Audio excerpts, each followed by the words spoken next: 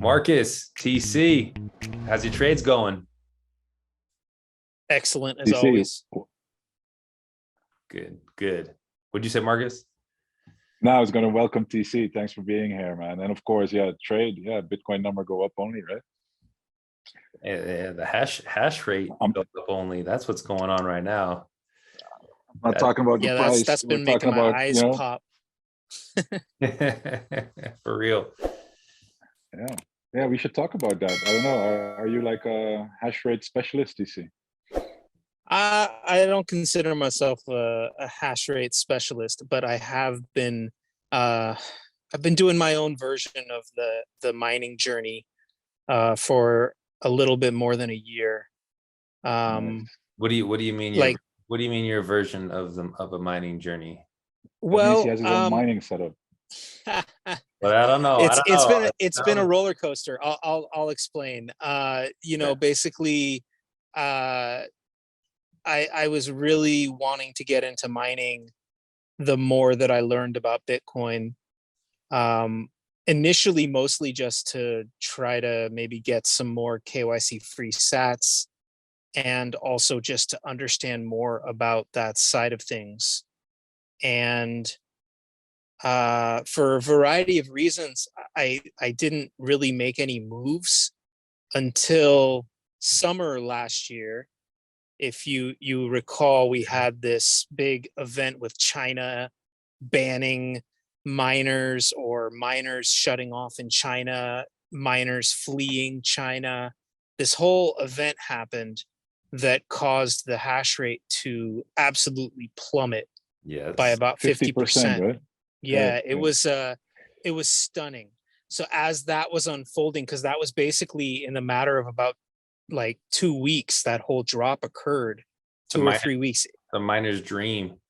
Yeah, I mean, like, so basically, just as I was, getting more and more determined that I wanted to do something, and kind of kicking myself for, procrastinating in any way, all of a sudden this incredible opportunity opened up.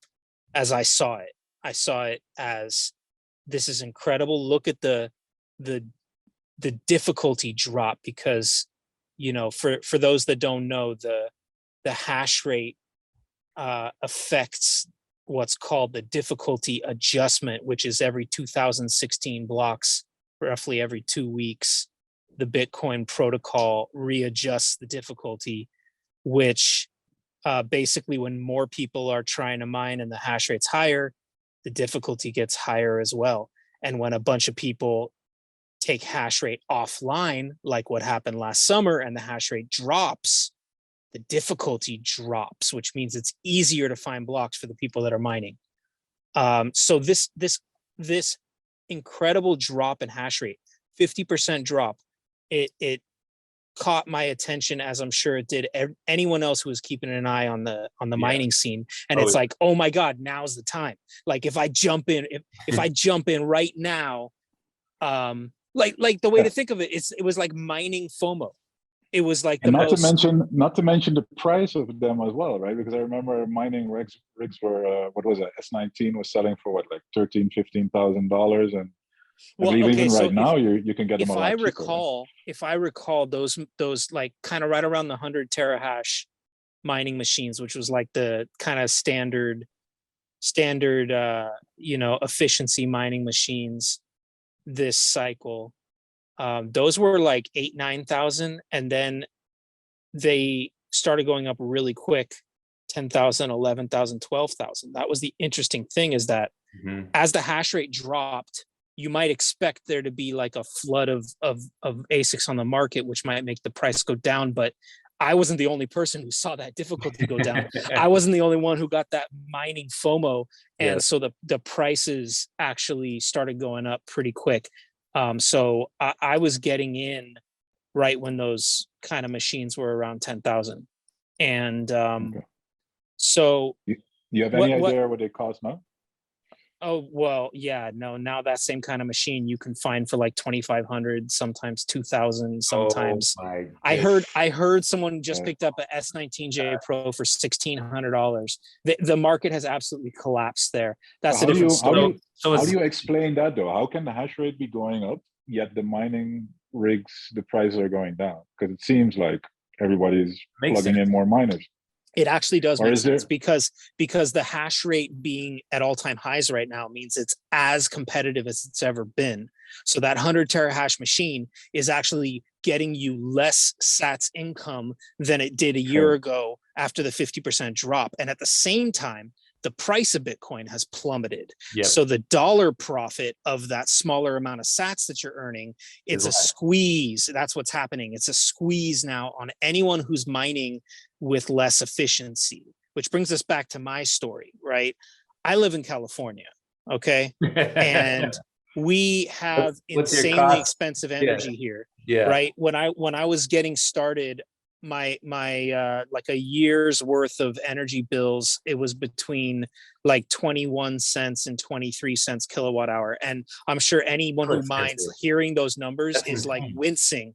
You're like, you're curling into fetal position listening to those prices of energy. But guess what? When I started mining at home and my utility company saw that increase in energy usage, my 23 cents went up to 44 cents. Oof. So I got the sledgehammer from the utility company basically telling me, you are not gonna mine at home. So that's what happened to me. That was actually the second thing. The first thing was I actually got involved in the infamous Compass mining because at the time that was like before we talk about Compass, just so like anyone who's listening, right? So you said the price per kilowatt hour was about 21 to 25 cents, I think is what you said. 21 to 23. Yeah. To 23. And what's profitable? Normally around 7 cents. Just Isn't it like 4.5? With a 100 terahash machine, you want to be right around 6 cents. 6 cents. You start getting closer to 10 cents, and it's like getting close to break even.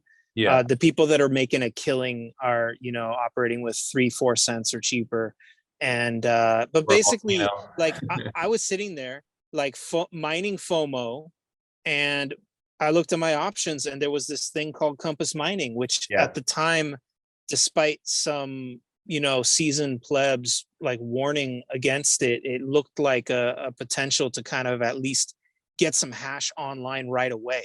Mm-hmm. And so I became a customer of Compass, and I started doing that remote mining with them. And that was actually like really, like I got really lucky, as it turned out in retrospect. I got some machines mining online. For the newbies is like a hosted service, right? So you basically pay for a miner, but you don't actually host it at home. They have like their warehouse or whatever where they like plug it in for you. You buy the machines from them, and then they are supposed to run it at one of their many facilities, and then you pay them a monthly hosting fee, which is supposed to cover the electricity. They were running a lot of those out of Russia, right? Right. Well, okay, we'll get to that in a second. So before we get into that, let me just do a little intro for anyone who's watching, right? Yeah. Okay. We're gonna get right back into this because this is good stuff. Okay, so first of all, welcome everybody to Bitcoiner's Guide. This is the show that we wish we would have had when we first started learning about Bitcoin. So we made it for you. We're your host, Big Sean Harris, Plan Marcus. We have a special guest today, Mr. TC. He goes by Meditation Man on Twitter. We are pumped to have him because this dude knows a lot about a lot in Bitcoin. And right, what he said, right? No one here is a specialist. No one's an expert. We're just plebs, guys that have gone down the rabbit hole and gone down many different rabbit holes, whether that's energy, Bitcoin, mining, hash rate, learning everything and trying to learn as much as we can about what money is. And I guess in the long run, we've gone down the what is money rabbit hole. So getting back into this, TC, dude, let's keep talking about what's going on. Yeah. So Compass is like it was like in retrospect, it's kind of too good to be true, just because it's kind of like you just pull the trigger on purchasing these machines and like they run them for you.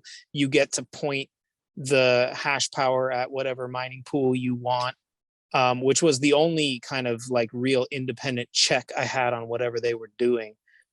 So I had a slush pool account, and I got lucky. Like when I started paying them and getting involved with them, they actually got 2 machines up and running for me in the first like 2 weeks. And what I found out soon after was that a bunch of people had signed up with them and not got their machines turned on. And in fact, that turned into a whole scandal.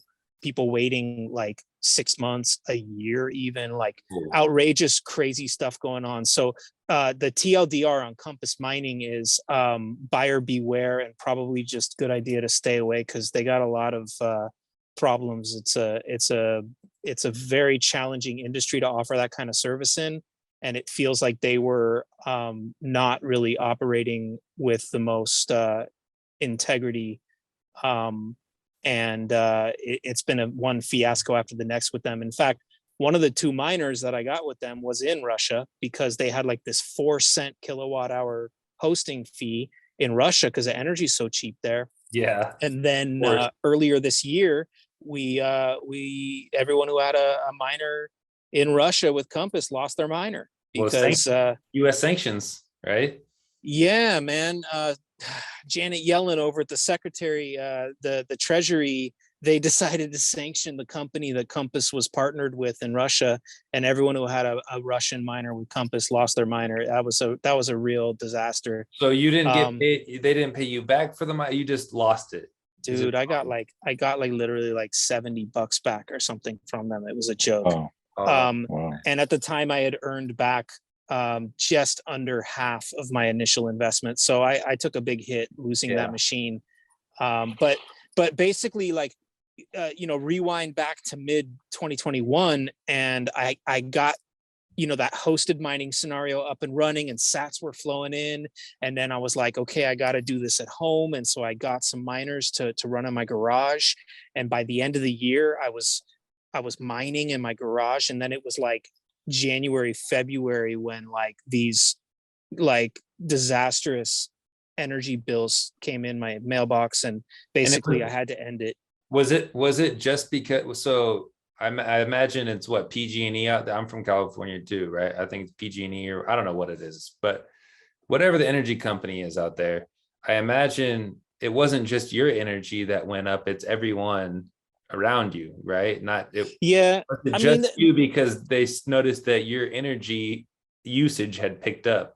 Well, it's crazy. I started getting these like emails from the utility company that I'd never seen before. They're like, this is the average that houses in your neighborhood use, and this is what you're using. And like I basically like tripled the energy use of my household, and so it stuck out like a sore thumb. But on top of it, they did this thing where they just jacked me up to the highest tier, which was more expensive per kilowatt hour pricing. And they basically used this like punitive pricing scheme to just get me to stop mining, because it got me to stop. I basically was mining at home for 2 months, and I had to pull the plug. It was brutal. Yeah. So it's been a roller coaster for me as far as mining. What really stands out to me in this whole story is like the difference between now and then, like bear market versus bull market. Because during the bull market, everybody's like, everybody's making like a killing left and right, and people are like, stake your money here, get interest here, go mine with Compass Mining, and all these things. And there's like clubhouses and spaces full of people talking about all the opportunities. And now, there's always people warning, and then like now in the bear market, you really hear, like, oh, in this case we were right, and now it's not as pushy anymore, I mean. Well, it's crazy. It's anyway, like just an observation. You're spot on, Marcus. It's like the market during the bull, during this insane run up, it was like sky's the limit. You had people predicting like 200-300 grand Bitcoin price.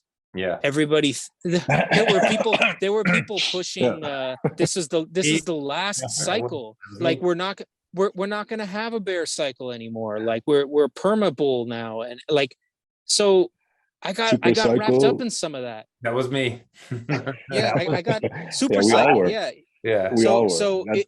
There was like the aspect of risk as far as getting into something like Compass, and there was also the added like recklessness of like spending like way too much on mining equipment. I mean, if I could say one thing from my experience, it would be to tell other plebs out there, do not buy mining equipment during a bull market. Like Exactly, but it's isn't like absurd. now the time to buy mining equipment? Is there Now like is a 2K? phenomenal time to buy. This seems like a great time. Yeah. Yeah. Well, it's But also nobody's like talking about it now. Right. well, yeah, That's when yeah, you want to, because that's when you want to buy, right? It's the same with Yeah. Bitcoin, right? When the price was up at 50,000, everyone was asking you how to get in, but no one's at, like, when the price was sitting at 9,000 for like 2 years straight, no one was asking you like how to get into Bitcoin. You know, it's the Yeah, I same. remember a good friend of ours bought some mining equipment in 2020. I believe it was Yeah. summer of 2020.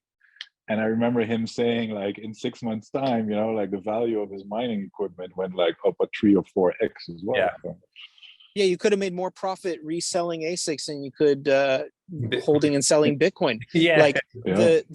but that's the opportunity that's happening now. The interesting thing is the energy prices have continued to go up, and it's so hard to be profitable mining in this kind of environment. But you know, Yeah. this is what you'll hear if you talk to these veterans of mining who've been in it multiple cycles. If you can't cut it through the bear market, you're not going to last mining. So this is the time now. You get the bonus of getting cheaper equipment, but you have to figure out where your cheap energy is coming from, where your efficiency is coming from, how to set up your whole setup to be sustainable through the bear market, and then you actually have a chance to be you know, a miner long term. It's challenging. Yeah. Yeah. Yeah. And All right. So okay, go ahead, Marcus. go ahead. Yeah, I thought, you know, let's try to roll back a little bit on UTC, because we're always interested, like, how did you get to Bitcoin? Because we've already jumped into like right away to mining, but before you even thought of mining, of course, I mean, what was the point you got into Bitcoin, if you want to talk about it, or what got you into Bitcoin, and how did that go? Okay, so my Bitcoin journey has to go all the way back to 2012, when I was at a wow. wedding. Well, but hold on, don't get excited. I was at a wedding. Whale alert! Whale alert! Close. No. I wish, dude. Confirmed. No. Listen to the story. I was at a wedding of a friend that I went to high school with, and there was a bunch of other dudes I had gone to high school with at that wedding.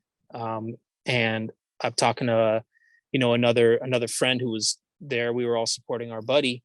The Winklevoss twins. Nah, it's just a dude I know who he works in tech, and he was chewing my ear off about Bitcoin.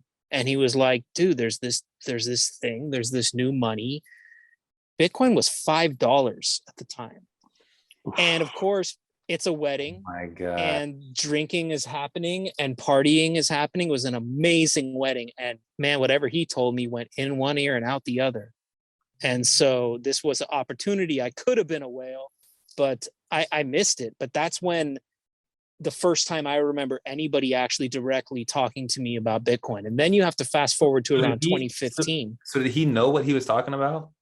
He knew about it. He was excited about it. So in retrospect, knowing what Bitcoin's like, I have to assume he had been into it for a while, because have you been in contact with him for a while, or since it's been a long time since I've actually caught up with this guy. I lost track of him a little bit, but that's probably he's on my list as somebody I gotta track down. Yeah, he probably did. He might have dropped off the scene. You never know. That dude's the whale. My friend's the whale. You, bro. He's but I got enough coin and I'm out of here. You know, the joke is, a lot of those stories from back then, you hear that a lot. It's like people who even bought in 2012 or 2013, a lot of them sold in 2014 or 2015. You know, it's like, true. Oh my God, it's $1,000. You know, I'm like, I made it. Yeah, and he would have made an absolute fortune. It wouldn't have been a dumb thing to take that profit at that time. But who knows? Either way, for me, 2015 is the next milestone for me, when I remember looking at it again. And I started working for a company. I'm in tech too. I do some coding. And the company that I was working for was accepting Bitcoin for some of their products. Oh, wow. And they were a little bit of a early kind of company in that regard. Well, That was like a major facet of their business. But again, I was like, oh wow, you guys accept Bitcoin for the products. That's cool. And then on to the next, whatever. Like it didn't like Yeah. it didn't turn into action on my part. It was really, it's amazing when I think back about it. But it's like, why do you think that it didn't? Like, obviously Did you dismiss it? now, yeah, like, why did you dismiss well, it? because the context wasn't there, right? As we all know, you can't really understand the importance of Bitcoin without understanding the problem that Bitcoin solves. Yes. And to me, at the time, I started working for this company. They're accepting Bitcoin for their products, but it didn't click for me why the people that were spending Bitcoin there were spending Bitcoin there. I perceived it only as these are people who are, speculating, gambling, buying and selling, trading this thing, and they're spending it here so that they can spend it in the real world. And that's all I thought about it. I didn't have any context around it about money and the problems with money and all of the bigger context that we know is so important to have a handle on, to be able to appreciate Bitcoin properly.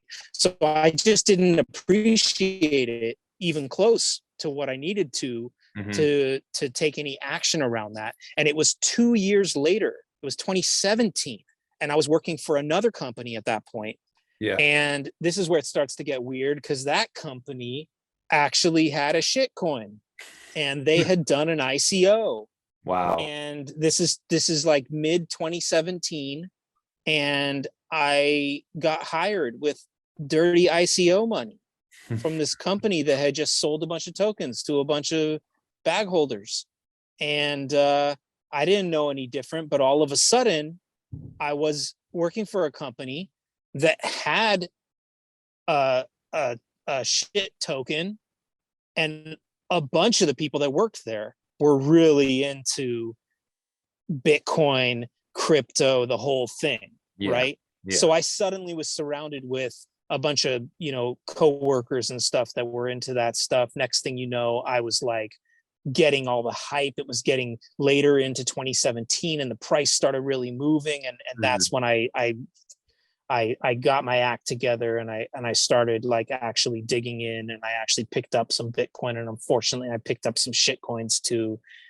My whole beginning is similar to a lot of people at that time. There was there was Bitcoin, the big block size wars that just occurred.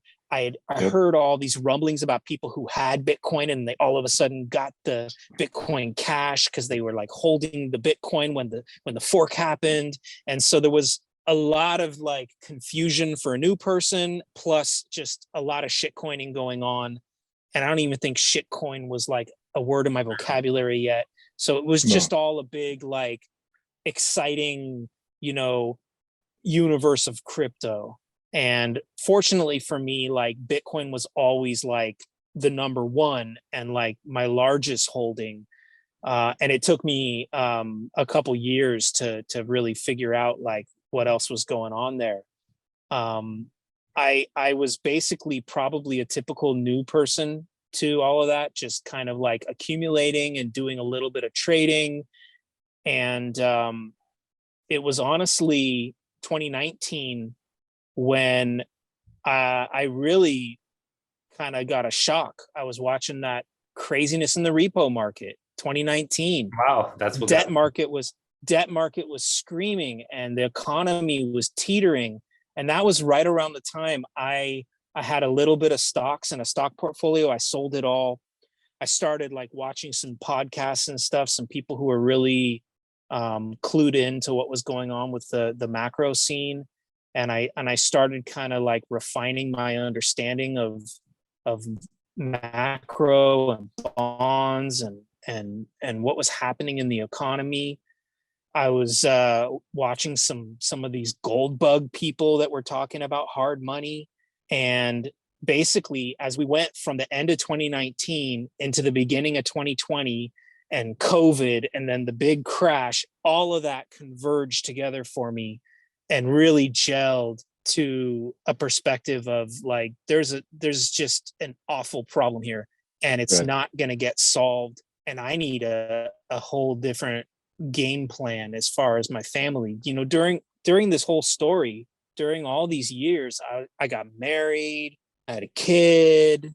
So by the time like 2020 rolls around, you know, versus going back to 2012, 2015, I was a family man now. And I had like more responsibility and more to look out for. And all that kind of converged, that period of late 2019, early 2020, then culminating in that crash. How do you handle those conversations with your wife, right? And when you're like, hey, Bitcoin is actually something real. I'm going to sell our stocks. I'm going to, you know, how do you handle those type of conversations? Or was she just on board with it already? Like, you know, I was thinking about that because I'm not married. I don't have any kids. So, you know, I'm CFO of my life easily. Like, it's so easy for me to make any changes when I want to. But how do you handle that when you have your wife and you have your kid? I mean, I would say as far as finances, I suppose I'm the CFO of the family. Like, that's just the dynamics we have in my family. I kind of I'm making most of those decisions. I do talk to my wife about it and get her input, but I got a lot of support in that area. I feel blessed.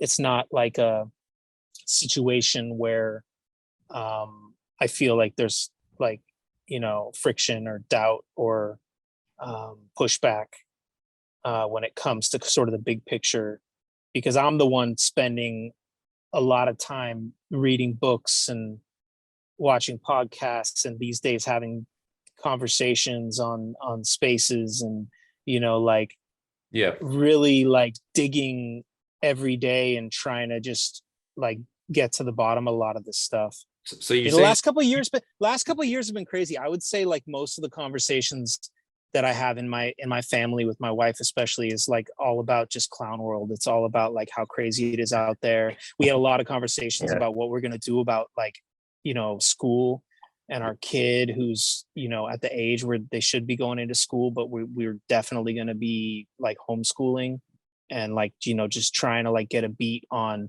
what do we do? Cause it's getting so crazy out there. And do we need to move? We have several friends who moved out of California, and, you know, so it's like, those are the kind of conversations I get a lot more input from my wife on, and the financial stuff is a little bit more my area. Yeah. Have you seen Princey has somewhat of a guide for homeschooling, if I'm not mistaken, I think. Yeah, I've actually checked that out. Yeah. It's very cool. Yeah. Yeah, because I mean, these type of things, right? Like, this is what you want to make sure you're prepared for. And there's just so many people right now that they don't pay attention to what's going on. They're not paying attention to, like, I think the biggest thing for me when I was getting into Bitcoin was when I realized that the money will always be, like, the dollar will always be printed forever. And not only will it always be printed, but it's getting printed exponentially larger and larger proportions. And when that just clicked, I was like, mathematically, this just doesn't make sense. This can't continue forever. That is a lie. It's a mathematical lie. And I had already known about Bitcoin, but I hadn't really gone down the rabbit hole yet. I had just known, oh, there's 21 million of them, and, you know, just the top layer things that, you know, without like diving in. And then when I realized that the dollar will be printed forever, then it just made sense. Oh, like, we are going to have to switch to a different currency eventually, to a different money. And it only makes sense to use a money that can last forever, which no fiat currency can last forever, while Bitcoin can, because it never debases itself. And it's not set up in a system where it's programmed to debase, where these currencies around every fiat currency around the world, not only can they debase, which Bitcoin can't debase, but the way that the way that money is all credit, that all fiat currencies around the world are programmed to debase and eventually to go through inflation, then high inflation, and then hyperinflation and collapse. And so that's what really turned me on to Bitcoin, because it just made sense mathematically to me. No doubt. Oh, go ahead, Marcus. No, I was just gonna say, because like your story is like super relatable, right? And you hear a lot of people like, when did you first come into Bitcoin? And it's usually their first touch point with Bitcoin, or the first time they heard about it, is often not the first time they bought it. So I could definitely relate with that. But I'm also curious, when you said you really started digging like in 2019, like what to you, like if you'd have to make like a top 3 or a top 5, I don't know, of like most who were the voices or the podcasts or the information sources you listen to the most that are still around, and would you still recommend people to listen to those? That's a great question. Who I was listening to in 2019 was Pomp, and he was Bitcoin only. He was Bitcoin only. And then all of a sudden, I listened to Pomp too. I think everybody like checked he had a good show back then. It's actually weird because it was about 6 months ago I watched an episode of his from that era.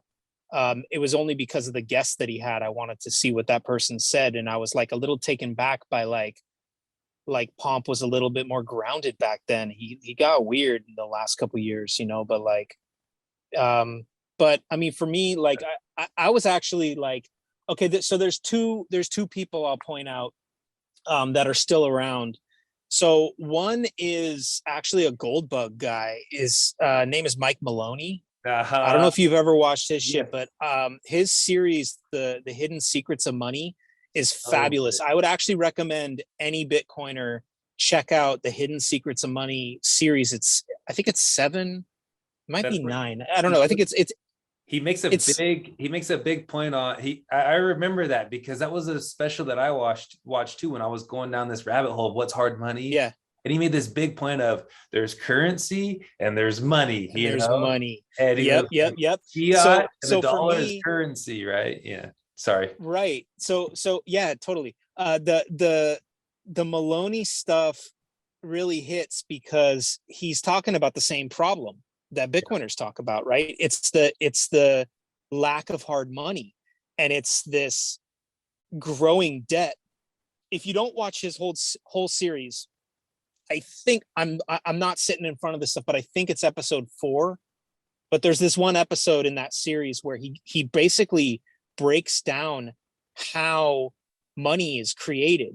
There's this little debate that goes on between Bitcoiners and macro guys, and the Bitcoiners are like, the Fed's printing money, and the macro guys are like, the Fed doesn't print money. Yeah. And it's like this whole thing, right? And it's like, the guys say, no, they don't actually print it. It's not injected into the system. Right. So that one episode, this is on YouTube? Secrets of Money, it's on YouTube, and I think it's episode 4, but he shows there's like this animated diagram of it, and it shows how money gets passed back and forth between the Treasury and the Fed, and then it ends up basically in the system, and how it's this whole like it's ridiculous when you really realize the whole thing is just a gigantic game of passing debt around. And this is also like, this goes back to that whole thing in the repo markets in 2019, because that's what the repo markets is basically these banks just shuffling. Still waiting for your number 2, Tisha. Yeah, the banks are just shuffling around this debt overnight, just to squeeze out a couple drops of profit, of yield. And it's just a shell game. They're and for anyone sloshing this liquidity around. If for anyone listening, like, right, the repo rates are these overnight lending rates that banks do, that every night, right, the banks have to come to an agreement on, okay, we are going to close out with this much money, and if they lack money, they have to receive money or get a loan from another bank, and they get those loans overnight, and then they pay them back the next day, or maybe they get them for 7 days or something like that. So, but what happens is normally those rates are very low, And the reason why the rates are low is because there's a lot of trust in the system. But when this happened, I think it was in September, October of 2019. September, yeah. Yep. And if you go back to that time, you can look that the repo market broke. And what that means is that the rates just shot up. And that means is that the banks didn't trust the other banks. So there was no credit worthiness between banks. And so when that happened, and that's when you had the Fed had to lower interest rates, and they were printing billions of dollars a day because the repo market broke. And basically, you know what's crazy, Sean, is at that time I think it was like maybe a couple $100 billion. I forget the exact amount that was moving hands each night, and that was like making people's jaws hit the floor. And yes, now it's like 2.3 trillion every night is sloshing around in that repo market. It's bonkers. But it's Mike going to be Maloney, in the 20s of trillions in a couple of years. You know? Yeah, exactly, yeah. exactly. So back to the question, like Mike Maloney is like a pretty based Goldbug guy, because not only does he have a very good way of communicating about the problem with money, he also is hip to Bitcoin too, because one of the videos in that series, he actually touches on Bitcoin and unfortunately some other shitcoin stuff, but he at least is like open-minded and understands you know, what's going on with this kind of like new generation of like, you know, seeking to solve this problem through technology. I'm not sure if he's still looking at shit coins, but I found it interesting, like back in, I don't know, it's 2018, 2019, like I was watching that stuff and he was into Bitcoin there. I would say, I was thinking about this today, actually, which is interesting that I was thinking about Mike Maloney, I was thinking about Goldbugs in general, and specifically Larry Lepard. And I think about like, right, we talk about time preference in Bitcoiner, and that was a big thing that Safe brought up in the Bitcoin standard, was having a low time preference. In other words, sacrificing now for something better in the future. And it made me think that, you know, when I think about gold bugs, most gold bugs are boomers, right? And it makes me think, with Bitcoin, we can have an extremely low time preference because we don't know exactly when all of this is going to play out. Is it going to play out in 5 years? Is it going to play out in 20 years? You know, but there's a good chance that with gold, that gold is still going to play out over the next 5, 10, or 15 years. And so, but obviously not as good as Bitcoin will. And so it made me think, like, maybe just the fact that boomers are closer to dying, that they have a higher time preference. And that's why they hold on to gold, because their time preference inherently has to be higher, because their life is going to end sooner than millennials are, or Gen X, right? Gen X, millennials, and Zoomers, we can put a way lower time preference on things, and that's why Bitcoin is a lot more palatable for us, because it doesn't really matter what it does. In the short term, we know what's going to happen in the long term. But for someone who's in their 70s or 80s, you know, and they don't know how many more years of life they have left, then gold actually makes somewhat sense to me, because your time preference has to be higher when you're at a moment where you're like, I don't know when I could die. Like, people at that age randomly die, you know? Yeah, and also they would have a little bit more reluctance to maybe trust something technological, because a lot of those boomers aren't necessarily as comfortable with technology. And they're also just more familiar with, you know, I mean, that's one thing I think gold has over Bitcoin, is its thousands of years of history. But when you dive in and you really understand technically how robust and anti-fragile Bitcoin is, that kind of goes away. But most of those boomers don't really do that deep dive, so they don't get to the point of like having enough, you know, trust in the technology. I like your thesis. I think that's legit. Yeah, and it makes me even, you know, it makes me respect guys, you know, like Surfer Jim, right? You know, he's a little bit older and he's all Bitcoin, no gold, like never talks about gold. So it makes me respect guys like that even more, when I'm like, this guy's, you know, in that boomer generation, but they understand Bitcoin and they're not using the high time. There's one hope for gold, and other than that, Bitcoin runs circles around gold on every single thing. Like actually, if you watch that Maloney series, he makes a big deal out of those sort of properties that makes hard money. Yeah. The verifiability and transportability, divisibility, all that kind of stuff, indestructible. And it's like he uses that to explain why gold was good money. And Bitcoin basically runs circles around gold on all of those properties. But the one thing that the gold guys look at, and I think actually it's interesting because what's happening right now is making the probability of this scenario slightly higher, I would say, is if you've got some major countries somewhere that go back to a gold standard in some way, or try to back their currency in gold, to, you know, bring some trust back. Because we're basically in this scenario where people all over the world are losing trust at an incredible rate in their governments and their own currencies. And so this would be a way for, like, you know, maybe China or Russia or, you know, I mean, right now the UK is floundering. We absolutely see it happening in the last couple of years. Yeah. You know, Russia has been stockpiling gold. China has been stockpiling gold. So imagine. Yeah, no. So, sorry to cut you off. I was just gonna say, imagine one of those countries like actually like tries to go on a gold standard again. I mean, gold would have to be priced at like 50,000, 100,000 an ounce. Right now, it's at like, you know, less than $2,000.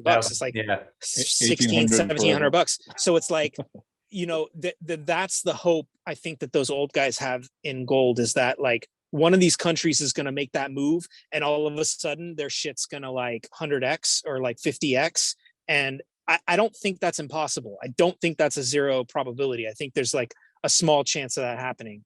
But at the same time, I think as Bitcoiners, we know that that system breaks down really quick just because of all the flaws of gold. Like, how does global commerce work with gold? Transportability. You can't move it. You can't send gold over the internet. And I think that is like, it's a bare asset that can't be transported. That is the biggest, and that's why gold always leads to fiat. Historically, gold turns into fiat claims, paper claims on gold, because the transportability of gold is absolutely terrible. Dude, paper money was a scaling mechanism for the gold money system.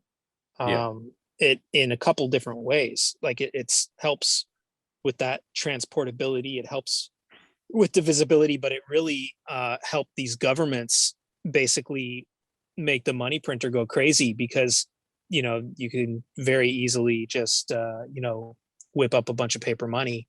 But you know, I also laugh because I think I saw a couple stories in the last few years of like China discovers that they're holding like pallets and pallets of tungsten, and it's just like, you know, even on the sovereign level, that stuff is so fallible. So, anyways, okay, dude. Let's get a little bit more philosophical. We're not getting to these questions, to the last questions just yet, but I really like listening to you, and I like talking with you because it just seems like, you know, we've known each other for over a year now, talking in spaces and knowing each other on Twitter, and you just seem to know, like, you seem to have gone down a lot of different rabbit holes, which I really like. You know, some people have, like, they know the tech side, or they know the monetary history side, or they know the cryptography side, or whatever side of Bitcoin that they know, they understand that, and they don't really venture into other parts. But I like how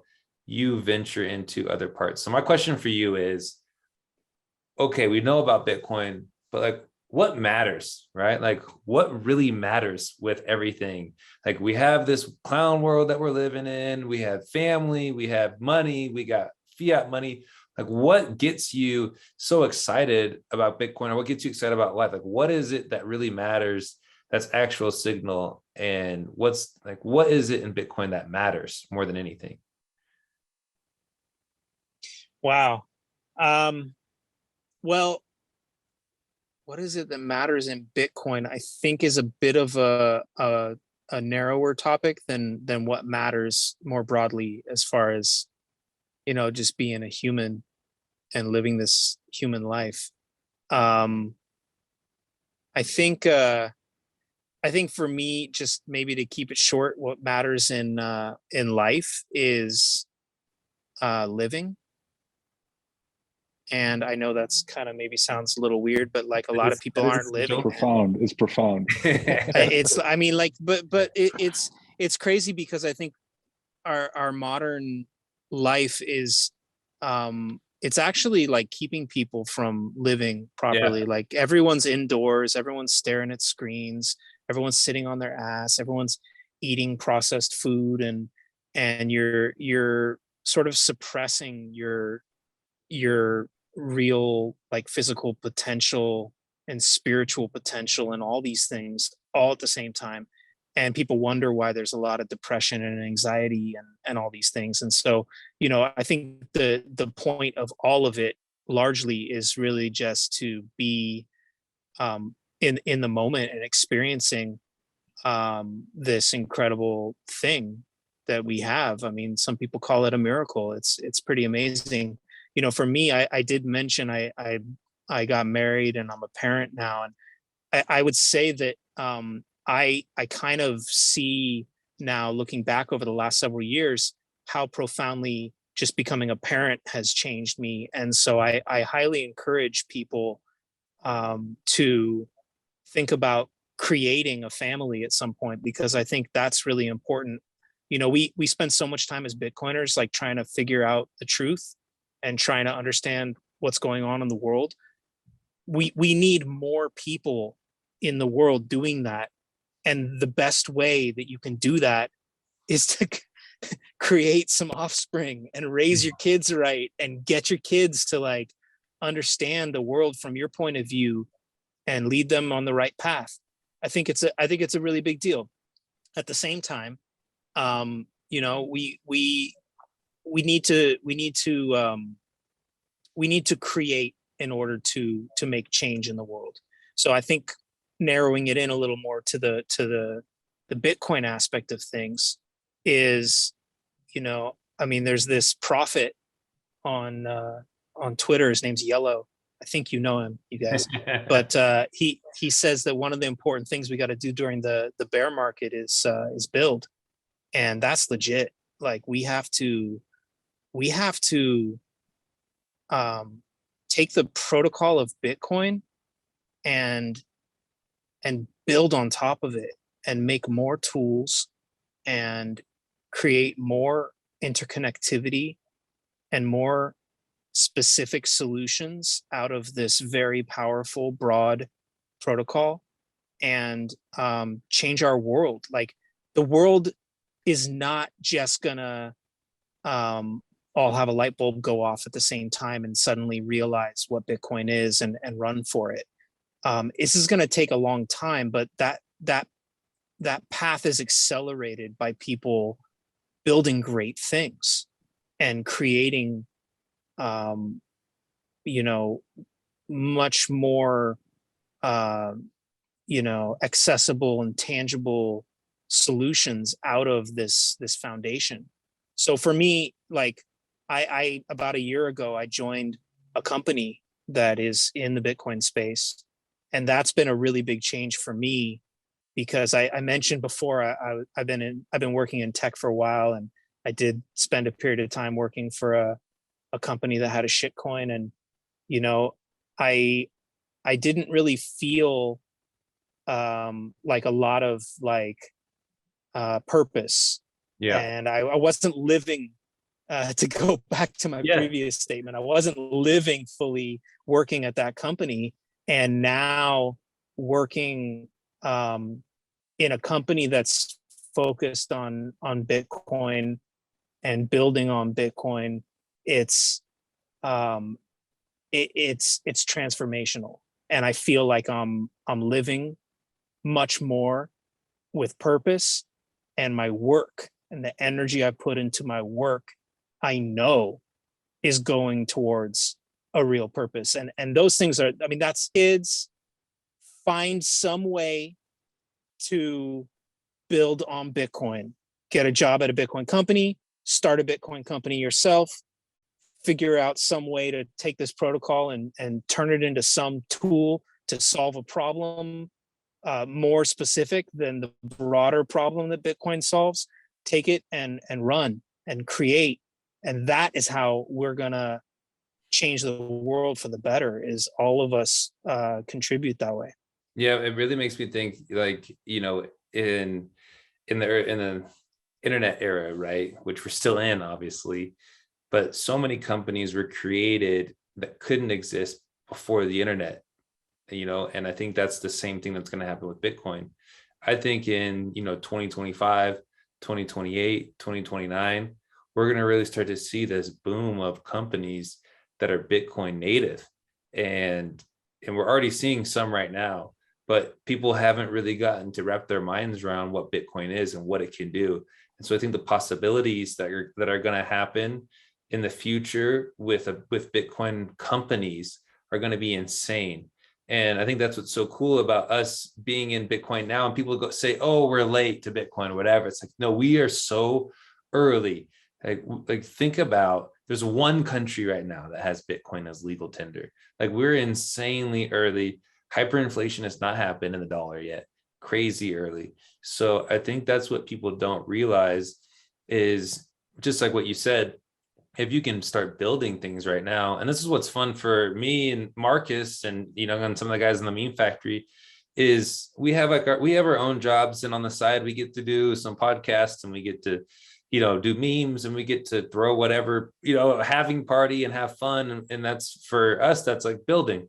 But, you know, I think in the long run, we're just trying to spread the word and spread what Bitcoin is and get people excited about it.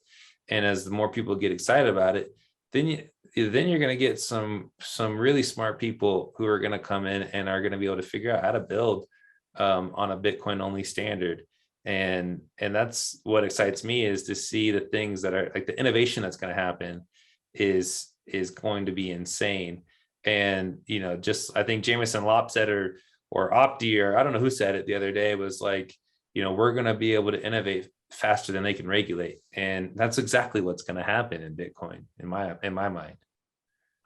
Yeah, I that feel was like Nico. we still have to cross that chasm, you know. I still always hang on to that.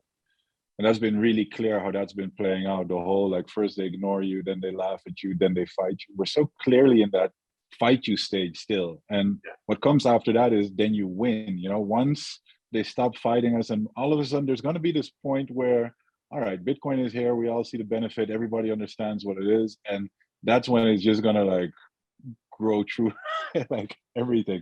I mean, some of the most bullish news I've heard last week was that I believe it was Google Pay or something is looking to start to integrate like Bitcoin and even some other cryptocurrencies or something into their Google Pay platform or whatever. I remember in 2017, we were always like speculating, like, when is one of those big companies, or Samsung, or, you know, some mainstream.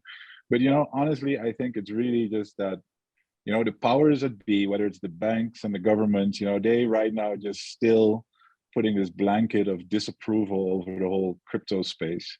And that battle, you know, is just heating up. But once we break through that battle, then I think we're going to come out on the other side of, like, yeah, massive adoption and growth, like you say, because I think there's a lot of companies who are already looking at it, you know, like you've got all these streaming apps, you know, the things you can do with just, like, if you just have like a independent money, right? You don't have to deal with banks. It's just there. Anybody can transact with each other. You can send sats, you know, fractions of a cent across platforms between apps. You can send value. There's so much things, like you say, Sean, that could be built on top of that. And I think a lot of the reason why that doesn't happen is because a lot of people are just scared to touch Bitcoin, because all the banks are screaming at you, "Oh no, don't touch that, and it's used for money laundering and funny business and bloody bloody blah, and we're going to close your bank account if you do." So yeah, that fight needs to be fought first. At least I believe. Yeah, man, you guys both made me think of really, really good stuff. Sean, you were talking about like people thinking they're late to Bitcoin and how early we are. And I can't help but think about the internet in the 90s, man. I'm old enough. I remember the internet in the 90s, and it was there and you could use it, and people With a were aware that 56K modem, there right? was such a, oh man, 14K. I remember the 14K modems, and like, and people were like, you couldn't use your phone line, like your yeah. landline. You're using the Oh internet. yeah, no. If somebody picked up the phone, it would screw up whatever you were doing on the internet. And like, yeah, it's. And now I mean, the internet is on your phone, and you can use. but that's the both at thing. same That's what I time. was gonna say. Is like at the time we knew that it was something. We knew Yeah. that it was really cool and interesting, but it was like a novelty. It was like a little toy off on the side, and nobody could imagine how deeply it would integrate into everything the way we know it is today. In fact, I remember myself at some point, I think it was in the late 90s, I was like, man, I would never do anything with money on the internet. I remember thinking that because like, because the whole technology just wasn't ubiquitous enough. It wasn't tested enough. It wasn't like everywhere. I look at Bitcoin kind of like that now. Like the people, we're really the deep down in the rabbit hole folks. We're down in the trenches. We understand it a lot better than most people who even are aware of Bitcoin and are even fans of Bitcoin. But so many people still don't really see the degree to which this is going to be everywhere. And I'm confident of that. That ties me into what Marcus was saying, which is, you know, there's absolutely unbelievable momentum right now with what's happening with companies integrating and adopting Bitcoin. Like in this bear market, when nobody can even pay attention anymore. You guys remember in 2020 and 2021, every time some company like started doing anything with Bitcoin, it was like, oh my God, so it's just, and nobody even says anything anymore. It's like, it's a little when bit there was like 20 companies on the Bitcoin treasuries list. Yeah. I mean, we're part of it is we're numb to it, but the other part is because of the bear market, people aren't paying attention. And what's happening is there's this snowball effect, and there's massive companies getting involved right now. And I know this for a fact because of what I know through my work. Like things are happening, big things, big companies are getting in, and whole industries are shifting because of this. So I can't even imagine 10 years from now what it's going to look like when this is literally everywhere and it's integrated into everything. And everyone's going to take it for granted the way they take the internet for granted now. Would you Give me say 1 second? I need to make a little quick smash by here. I'm getting a little business now. Would you say the biggest thing out of everything that you know that's going on in Bitcoin right now is the halving party coming up in 2024?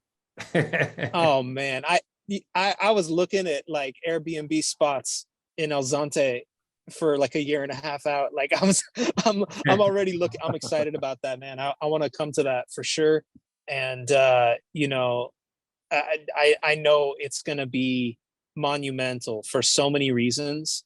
I'm hoping that a year and a half from now, there's a little more stability as far as like what's going on with the economy and all this like reverberations of war and all this stuff. Like it could be worse, but I'm hoping it's going to be better by then. And it's going to be an incredible time for wherever you are on the globe, make the journey and come to El Salvador and come to this incredible party that these guys are going to be putting on. I'm excited about it. I've never been this excited about a party that was more than a year away. This is it's going to be fire. It is. Okay. So thank you for that show. We'll send you your 5 after the show for that. Thank you. This is going to be like the main ad we're going to be running. I'm gonna run this ad over. Yeah, why not? I'm gonna how the guys at Swan are constantly running this. What Sailor said about Pacific. The Sailor ad. Yeah, we've got CTC. We got TC up in here telling everyone. No, but I agree, man. It should be completely cool. But Sean, go ahead. You got some questions.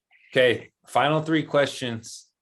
TC, I don't know if you're ready for these. I'm ready. These are gonna break your brain. No, they're not. They're good. Okay, so question number 1, we kind of touched on this, but what did you read, or what did you learn, or what did you listen to that finally made you swallow the orange pill when it just clicked? Well, for me, I gotta say the first couple chapters of the Bitcoin Standard were pretty heavy duty. It kind of cemented a lot of perspective I had already.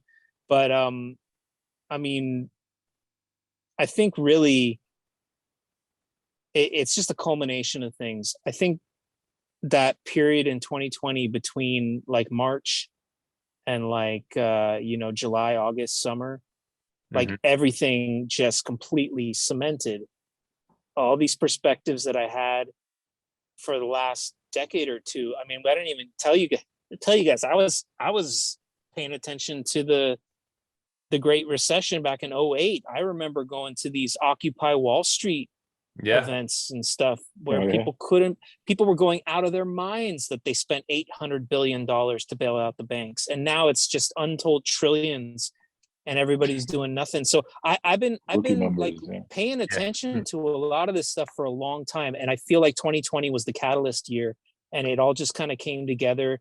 Combination of books. I watched a lot of Max Kaiser back in the day, and I saw, it was a trip actually, like watching Michael Saylor kind of like discover all his path to Bitcoin. And that was like parallel to the time when it was really gelling for me. So I don't know. I mean, all of that shit together just cemented it. It was 2020 was the year that just kind of like tied all those things together. It was like the big Lebowski rug that tied the room together. It just all kind of like tied together all these perspectives for me.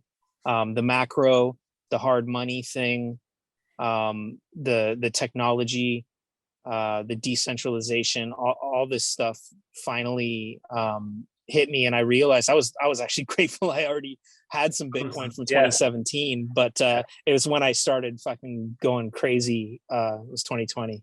Yeah. Those are some orange pilling years for sure. 2019, Safety or whenever he came out that book, and then obviously COVID's gonna open your eyes if you're paying attention. So I can only imagine 2008 Occupy Wall Street, but not having the solution. Yeah. Now the difference is now we actually have a viable alternative, which is working and operating independently on the side. So you know what the solution was, Marcus, at that time? It was me and a couple other friends. We all started just prepping. This is when we started like getting into the whole prepping thing, and you start buying gold. I mean, I had a little bit back in the day, but it was basically more about like guns, food and water, and self-defense, and like how are you going to survive society breaking down. But that was where we put our attention back then. I can only imagine if we had Bitcoin back then. God damn. It makes sense, That's right? awesome. Like if we didn't have Bitcoin right now, it would just like the future would seem kind of bleak, right? Because we would know that an impending currency crisis is happening, and there's nothing that we can. Our best way out of it would be gold, but you can't transfer. But then we go, well, you can't transfer gold over the internet. So how's that going to help us? So Bitcoin really is that great orange hope, in the future, which is kind of cool to think about. So, okay, next question. Number 2, how do you see hyper Bitcoinization playing out? Well, I think it's going to be amazing because it's really going to change the world, because it's not just going to be all these legacy things just coming to some sudden end and Bitcoin just instantly takes over. It's going to be this transition, and I already referred to it that I see that there's a lot of big entities adopting and adapting to it already. And I think that's what it's going to look like. I think we're going to see a lot of these big, powerful corporations figure it out. We've already seen like Exxon Mobil is like mining Bitcoin now, like pretty seriously. Like they've already been dabbling in that for a while, and it's like a trip to see them roll out significant operations in multiple countries. And it's like, just fast forward that 5-10 years, but they are pushing up the hash rate. Yeah, exactly. Well, but just imagine like how every other oil company, like put all the the mining companies aside, look at all the other energy companies that are going to realize, hey, wait, these guys figured out some new hack to kind of like improve their environmental impact, increase revenue, Yeah. all this efficiency. Like it's kind of a no-brainer at a certain point. I mean, this speaks, I think, to what Bitcoin means to the world of businesses and economy. Is Bitcoin removes friction. Bitcoin adds efficiency. Bitcoin brings all these bottom line results. You don't have to convince totally focused entrepreneur that this thing is good. They just want to see the bottom line results, and Bitcoin delivers the bottom line results. So you're going to see all of these characters, a lot of characters that we don't like so much, like banks and these kind of institutions. They're going to figure this out, and they're going to figure out that Bitcoin is going to save them from their own poison of fiat. So I think it's going to be interesting. The hyper Bitcoinization is going to look like something in between what we as Bitcoiners have in our mind of like this brave new world and the death of fiat. It's not quite going to be like that, but it's also not going to be this clown world dystopia that we live in currently. These two worlds are going to meet in the middle. Yeah. And that's where the hyper Bitcoinization is going to be. I can't wait, honestly. That's a great answer. Yeah. It's gonna be a lot of fun, and we're gonna be laughing the whole way, like, told you so. Yep. I really like that part, like Bitcoin really does deliver, if you look at like the Texas power grid examples like that, or ExxonMobil who's mining, if you're, instead of like flaring off gas, you're actually able to protect the environment because you're not flaring anymore, so you're reducing like those natural gas, or do you say it, like those greenhouse gases you're emitting, and at the same time you're becoming, you're turning like a liability into something that's actually, putting some money back in your pocket.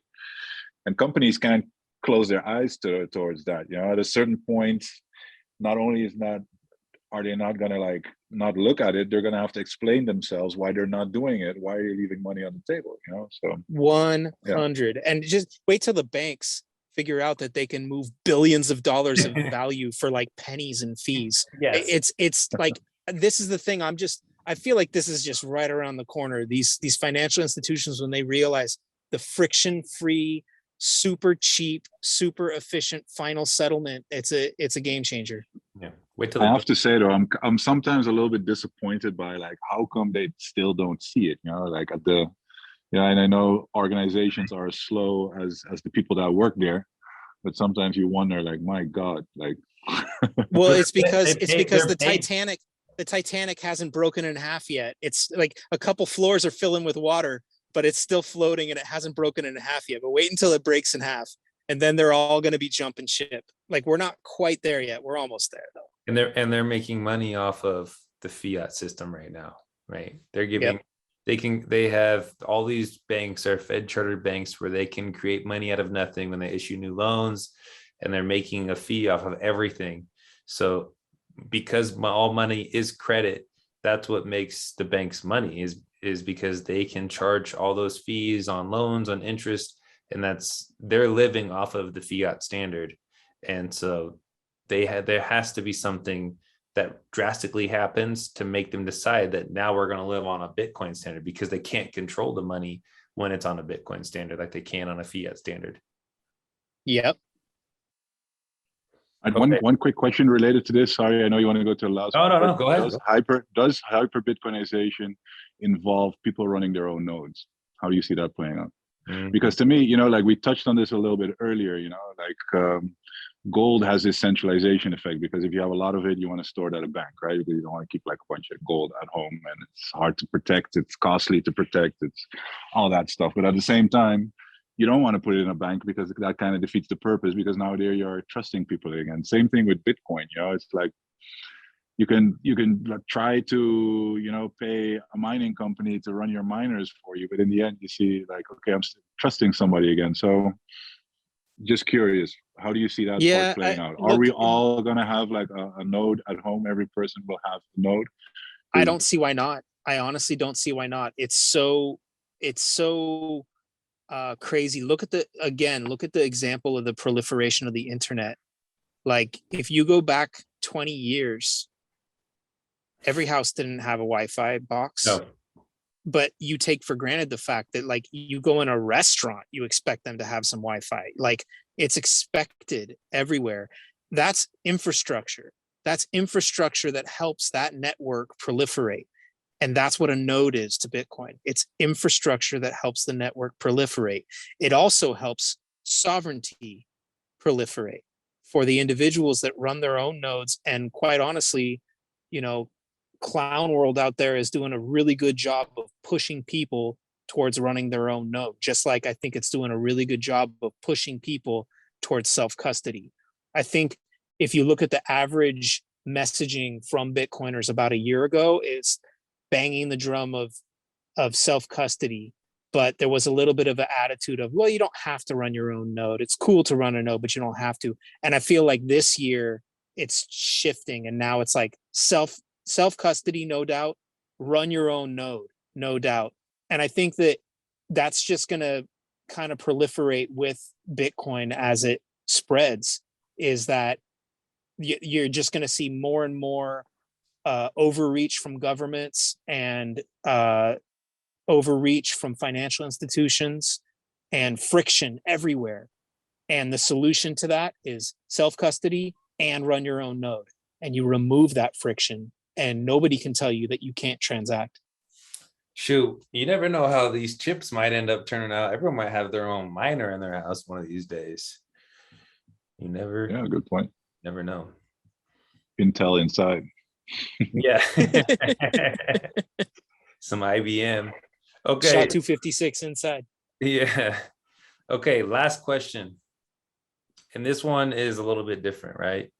Okay, you've swallowed the orange pill. We talked about how hyper Bitcoinization is going to play out. We've talked about the clown world that fiat brings. What do you see as the biggest threat to Bitcoin? The biggest threat to Bitcoin. Right, because we got to be rational, right? If we believe all this is going to happen, we have to ask ourselves, okay, you know, this is what we study about, we talk about when we get into Bitcoin. Okay, how does this break down? How does this fail? If I'm going to put all my money into it, okay, what are the risk factors? What is Bitcoin's biggest threat? I mean, so I got two different answers. One answer is a technical one, which is honestly the biggest risk to Bitcoin is some problem emerging in the code. I have a lot of confidence in that not occurring, because there's more and more people with a vested interest in the success of Bitcoin as time goes on. While there is a absolute, like, you know, now they fight you stage, and there's very powerful people that want to see it fail. It's really the vulnerability that I'm talking about comes from the inside of some kind of bug emerging, or some kind of flaw emerging, or some incentive structure that goes wrong in some way. That's honestly. Are you talking about some kind of 0 day that's still in there that could emerge, or do you mean that some bad actors are trying to implement something in the code, or what it's more like we by now bring it's been in, around for a long time, right? So exactly. doesn't that chance get smaller with time? Absolutely. So more time that Bitcoin keeps running without that kind of occurrence, the more evident it is that's not there. But the thing is the code does constantly change. You get a couple. There are small changes, yeah, but there are changes, and we do see these bips come and go. There was like a lot of attention and pretty heated discussion around BIP 11.9 when that came, and people. That was the one that Jeremy Rubin was. Exactly, yeah. And people tend to propose these things with very optimistic and hopeful attitude towards, hey, look at this new feature, look what this does, this is great for all these reasons, this is important for all these reasons. But every time you add a new functionality, you introduce the possibility of either something new in the code or some new incentive structure or dynamic between the participants in Bitcoin that causes the behavior to change. Because remember, human behavior is one of the ingredients in Bitcoin. And so if the incentive structure changes, if the participants are behaving in a different way, you could suddenly create a scenario or a dynamic that could be a big problem depending on how far it goes. I was just going to say, so BIP stands for Bitcoin Improvement Protocol, which is basically like a soft. It's no, Sean, it's a proposal. Bitcoin Improvement Proposal. That's what a BIP is. Proposal. Yeah. Okay. Yeah. Yep. And you got me thinking, all right, conspiracy theorists, cap time. Like you get Klaus Schwab and Vitalik get together and they got some Ethereum devs that they're paying to fake as Bitcoin maxis. And then they come to work on Bitcoin. And then all at once they make some, change. Proof of work. Yeah. Proof of stake, I mean. Yeah, they change it to proof of stake real quick. No, I don't know. I think that's still, all the nodes have to agree. So it's just kind of hard to make that happen.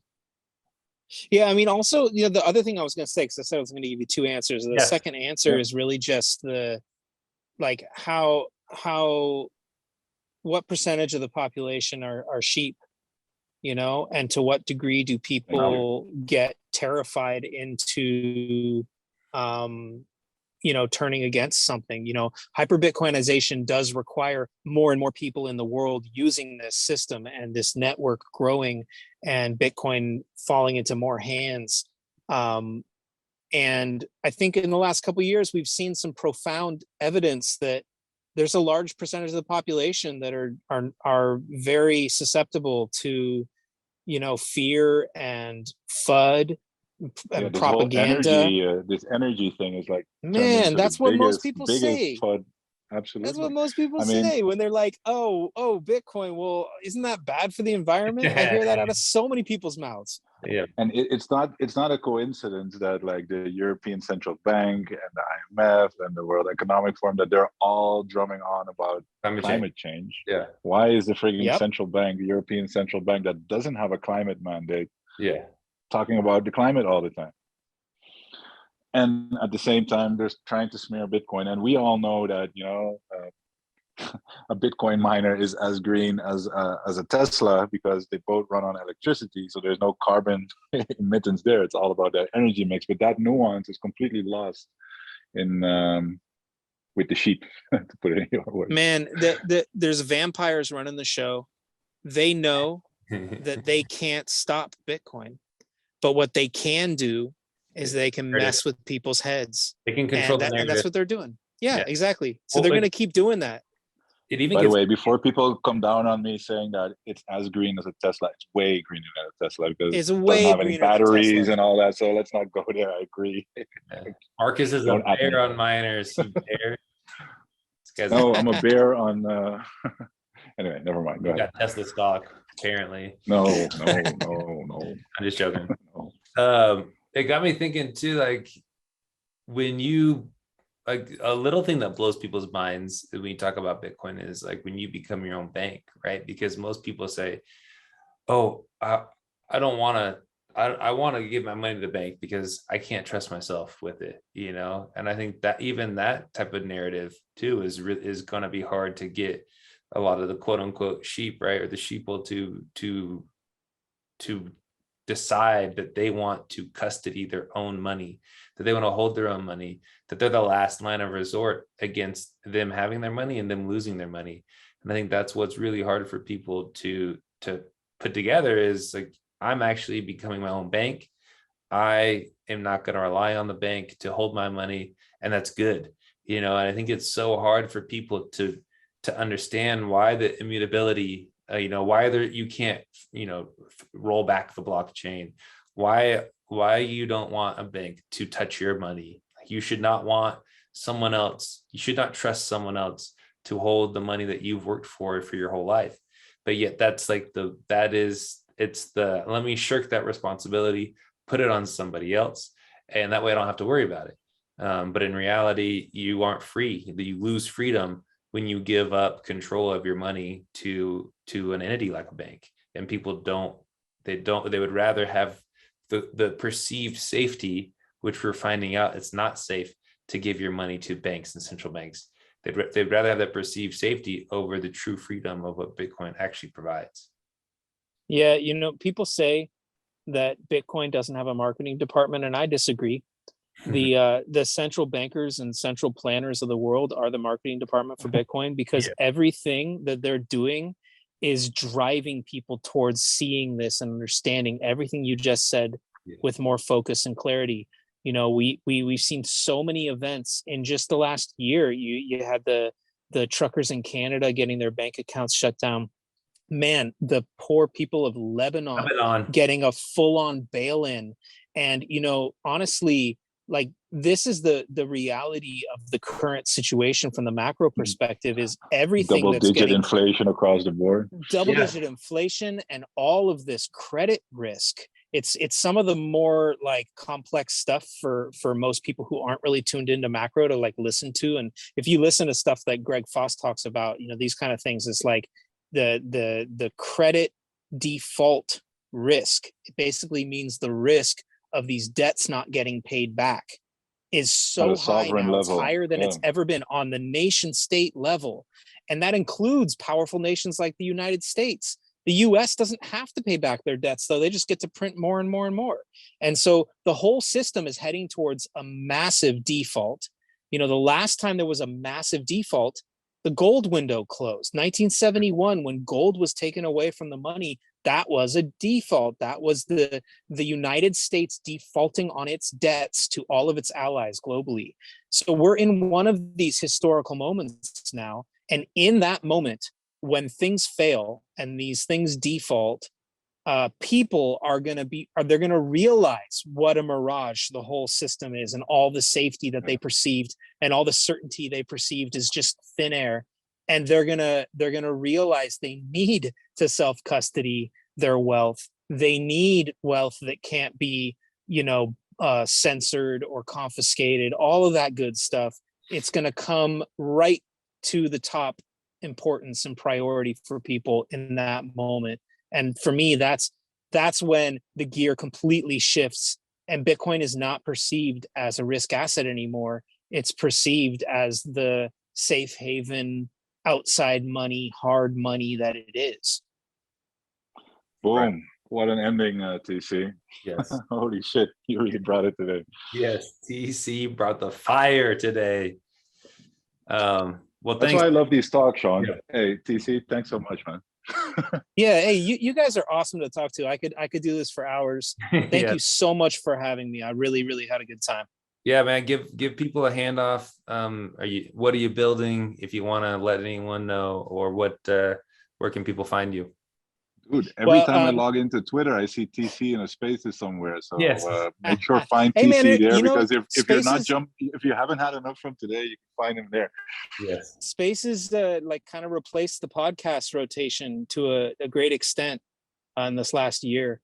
Yeah. But yeah, man, I can't divulge what I'm working on, but it's good stuff, I promise. But yeah, find me on Twitter, meditation_man. Is my handle. Yeah, I'm going to be kind of trying to go to some more conferences. I went to the first conference, my first Bitcoin conference, BitBlock Boom, just a couple months ago. And I'm planning on going to Pacific Bitcoin next month. Let's go. And nice. I'm going to be going to, whatever conferences that I can make it to. And I'm definitely coming to that Halving party in El Salvador. So that's where you can find me. All right. Sounds good, man. Thanks again, dude. And we're just going to close out here. As a reminder, we got the Meme Factory podcast this Thursday, 7:30 p.m. live. It's going to be a blast. Don't miss out on this episode. That's with everyone from the Meme Factory. And remember, what you see here, what you hear here, when you leave here, don't just let it stay here. Please share, like, subscribe. If you found something interesting, share it with a buddy, share it with a friend. Give us a comment. It helps out with the algorithm, people to find this show, and that just helps us out with our podcast. Again, As for Bitcoiners Guide, episode 34 from Mr. TC himself, playing Marcus and Big Sean. We're over now. See you in the next one. Peace.